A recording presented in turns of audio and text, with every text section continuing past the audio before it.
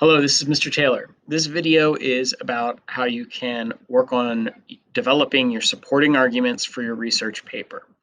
So to begin with, you do want to have a thesis. The assumption is that at this point you have an approved thesis statement that is a statement that can be defended and is clearly written and connects back to the text. If you do not have a workable thesis yet, stop, go back, work on the thesis statement.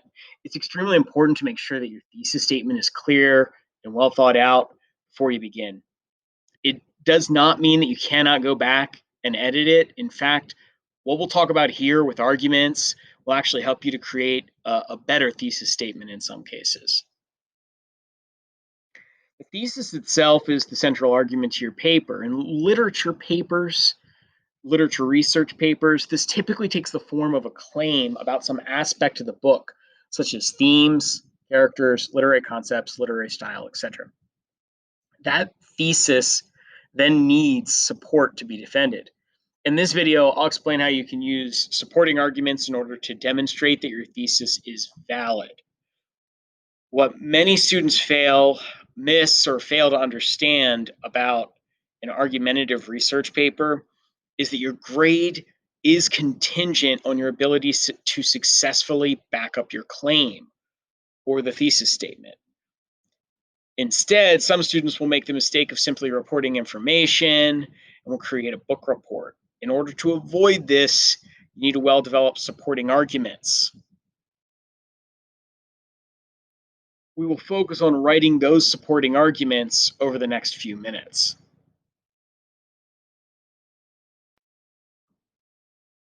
First, I do want to clarify the names of these paragraphs in order to make sure you understand the terms. You'll have different teachers who use different terms for the paragraphs that support a thesis. Some of these different terms include support paragraphs, supporting claims, body paragraphs, claims, arguments, parameters, or a variety of other terms. We will call them supporting arguments. Additionally, you should not be writing supporting arguments without some research.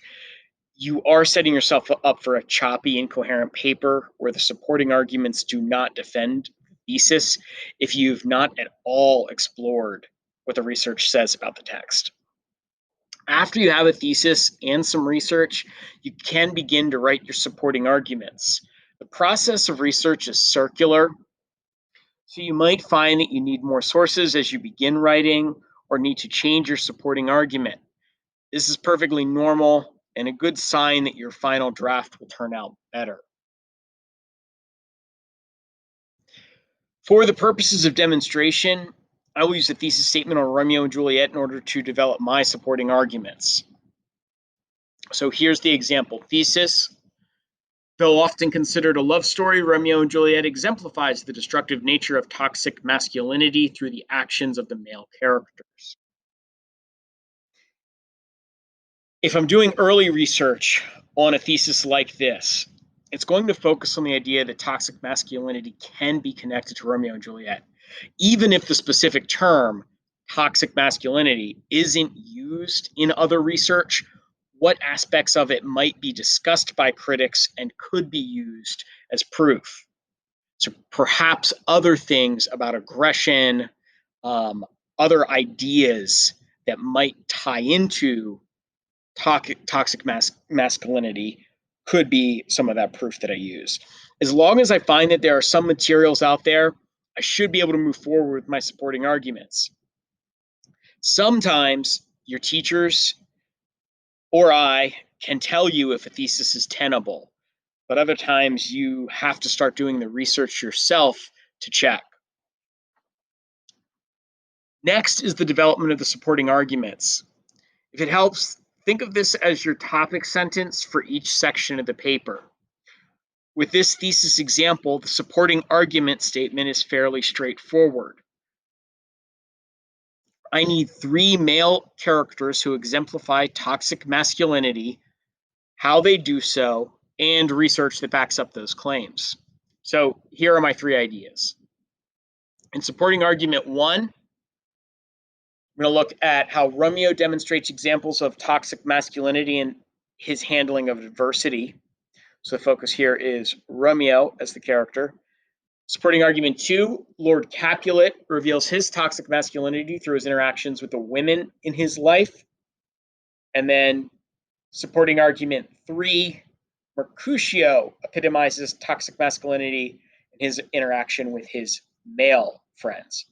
So we have here the idea that it's important to sort of pause and consider how the thesis led to the development of the supporting arguments. I set up a thesis that was clearly character driven, which made each of the supporting arguments fairly obvious. I had to pick male characters. So I knew that I was going to be writing a couple paragraphs about Romeo and his toxicity, Lord Capulet and a few paragraphs about him, and then Mercutio and a few paragraphs about him. However, a more complex thesis could result in more complex supporting arguments. If your thesis focus is on writing style, you may be using literary devices as part of each supporting focus. How an author uses symbolism, foreshadowing, metaphor, alliteration, etc. Whatever the main focus of your thesis is, you need to be able to break it up into at least 3 separate elements. Let's take a look at a different thesis statement and how supporting arguments for that thesis statement might look. So this is also Romeo and Juliet, but in this case, we're going to look at it from a different perspective. Despite being a star-crossed lover in Romeo and Juliet, Romeo's fate is not solely determined by his relationship with Juliet, but is actually dictated by his immaturity, which is the cause of his inevitable death. So now here we've shifted the focus, moved away from toxic masculinity, moved to immaturity, but also we focused on only one character. And so our supporting arguments must also change. And we have the supporting arguments of Romeo's adherence to the social norms of toxic masculinity only push him closer and closer to death. Again, notice how this is part of the argument now, but not the main part of the thesis. This is going to be used to support this idea of immaturity. Romeo's rashness in most decisions cause consequences he never considers. Again, part of his immaturity. And then 3, Romeo's naive understanding of love creates superficial relationships with those around him, leaving no room for actual intimacy. And again, immaturity. The connection is clear between the thesis and all 3 of the supporting arguments. Also, notice the switch in scope. This paper is no longer about toxic masculinity, but the supporting argument 1 in both examples might look similar. One common mistake when writing the 3 supporting arguments is to repeat the same concept 3 times over. So if the supporting arguments were about Romeo's emotions, and then Romeo's love, and then Romeo's hate, I would simply be revisiting the same ideas over and over again, making the writing really difficult. Your supporting arguments have to be different enough, not just from the thesis, but also from each other, in order to make sure that you're not creating an overabundance of redundancy. So, how do I start? The point is that your thesis dictates the rest of your paper and can make it easier or more difficult to write. We're at the point now where if you have a thesis statement and 3 ideas for supporting arguments, you must research. You should not move forward with writing paragraphs until you have verified that you can back up those supporting arguments. This may also mean that your supporting arguments or your thesis will need to be edited. Again, this is typical for good research writing. As you begin to research, you'll put these pieces and ideas together. This is going to mark the end of this video, but this is followed by a second part in which I'll talk about the actual structure of the paragraphs themselves. And this will be building the paragraphs with evidence after you have collected it.